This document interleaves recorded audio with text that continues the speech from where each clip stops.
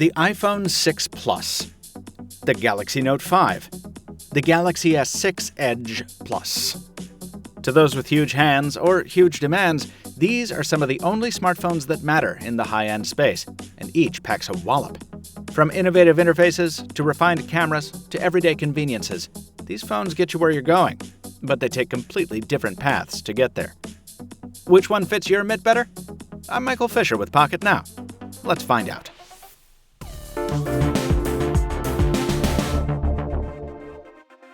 For years, the Galaxy Note family was about as far removed from the iPhone as you could get.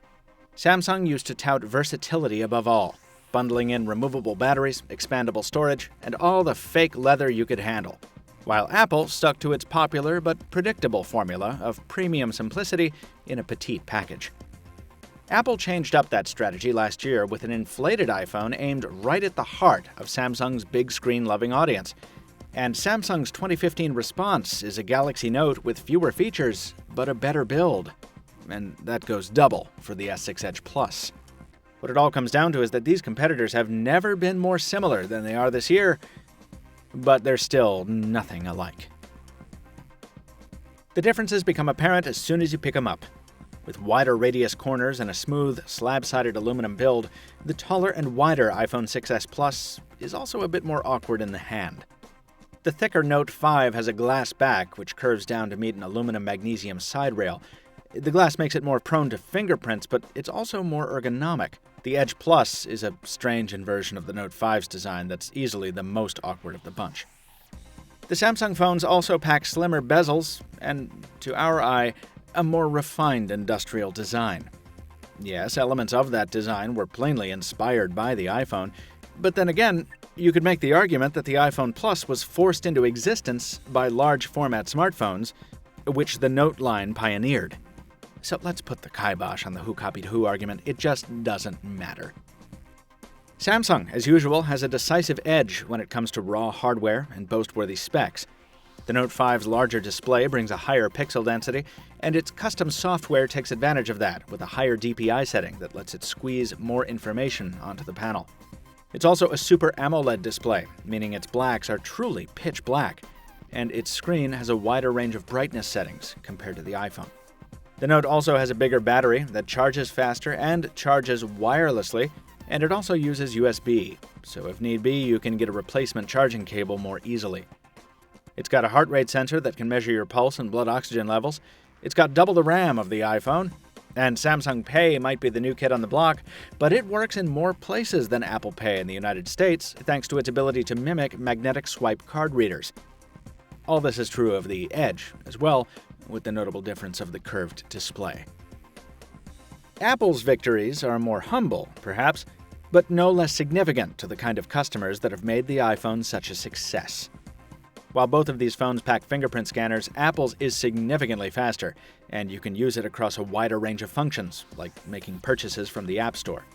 The iPhone comes in a 128 gig option, while the Note 5 doesn't. You can control the iPhone's notification status with the flip of a switch, while the Note makes you unlock it and fiddle with sliders. The iPhone's taptic feedback engine makes for a subtler vibrating alert than the traditional buzzsaw, and passing an iPhone to someone else to show them a funny thing is a lot easier than doing the same with a Samsung phone. You know what I'm talking about. Capacitive keys. Bad times. When it comes to software, the hits go back and forth.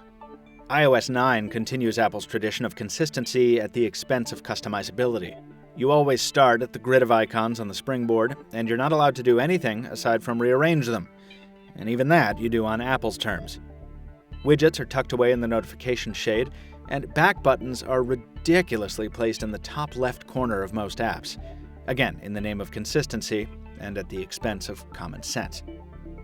By contrast, Samsung's custom build of Android Lollipop lets you do anything you want, up to and including reskinning the entire OS to look the way you want it to, or accessing the file system. Samsung's solution to one-handed accessibility makes just as much sense as Apple's reachability, and Google Now continues to be a much smarter voice assistant than Apple's Siri. What's changed on each side this year are the special interface enhancements. On the Samsung side, those include the Edge display features of the S6 Edge Plus and the new S Pen on the Note 5. Now, while we really like the S6 Edge Plus on the whole, the extent of its special features are app shortcuts and flashy notifications, so we'll focus mainly on the Note's integrated stylus, which is much more significant because this is the year the S Pen finally gets out of its own way and starts getting useful. From the instant memo functionality, to the write-on PDF software, to the new scroll capture screen cap mode, the S Pen is now a legitimate enhancement for more than just artists and old-school stylus lovers. It's something the average person could find useful. And as a bonus, the S Pen is also the surrogate mouse it's always been, adding hover, scroll, and preview ability to the smartphone experience. But for the first time ever in one of these comparisons, Samsung no longer has a monopoly on that ability. Apple's new 3D Touch adds a third level of interaction to the software experience by letting you press harder on the display to preview, say, a link, and then press a little harder than that to jump right into it. It's also useful as a fast shortcut for home screen actions that jump you directly to specific app functions. And the first time you use it to preview an email or a text message, you feel like a wizard. Obviously, it doesn't bring as much functionality as Samsung's S Pen, but it's still a very significant improvement to the iPhone experience. Maybe the most significant one in years. When it comes to photos, these phones are damn near neck and neck, at least when it comes to the end results. Yes, the Note 5 has higher resolution, but when you put the photos side by side, more often than not, it's a draw. When you get to really challenging stuff like low light, these go blow for blow. Sometimes the iPhone comes out on top, and sometimes the Samsung does. On average, the Note tends to bring in more light, while the iPhone tends to provide better color reproduction. But that's not consistent. Where Samsung manages to pull ahead, surprisingly, is in the details. Samsung wins the selfie camera battle hands down. Apple's use of the display as a front-firing flash is clever, but its refusal to use a wide-angle lens means you can't fit as much into the shot as you can on the Note. Samsung's HDR mode is also better than Apple's, brightening the shadows while retaining more color. And Samsung's viewfinder launches crazy fast with a double-click of the home key, while Apple's quick launch shortcut is rendered all but useless thanks to its super-fast fingerprint sensor. Apple does have live photos, where Samsung does not, but then again, Samsung has a lot more shooting modes, including a full suite of manual controls if you want to use them. We'll have more samples in our full iPhone 6s Plus review, but taken together, I think Samsung wins this particular camera battle. Other corners of the performance experience, again, flip back and forth.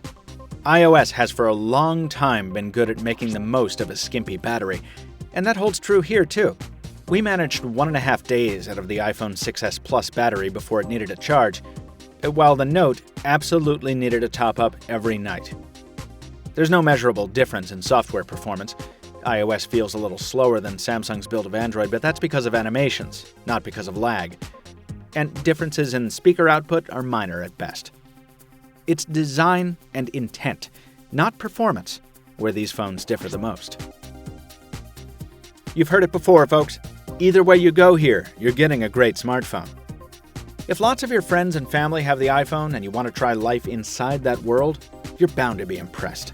As confining as it can be, and as cartoony as it looks from some angles, the iPhone is not a toy.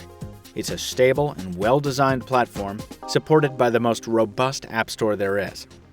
You'll almost never feel out of the club with an iPhone. On the other hand, the Samsung lineup of 2015 is unlike anything that's come from the company before. Particularly as it concerns the Galaxy Note, it's no longer a collection of disjointed elements in a clumsy casing targeted at tech heads. It's a beautifully presented bundle of features, open to customization by those who feel the need, and tailored for mainstream appreciation by those who don't. And, as the wireless charging pads at your local Starbucks can attest, the mainstream is definitely taking notice. It's always been the case that you can do more with a Samsung flagship than an iPhone, but 2015 just might be the year that a majority of people will actually want to. For me, Samsung takes the day. I'll be excited to hear what you think in the comments below.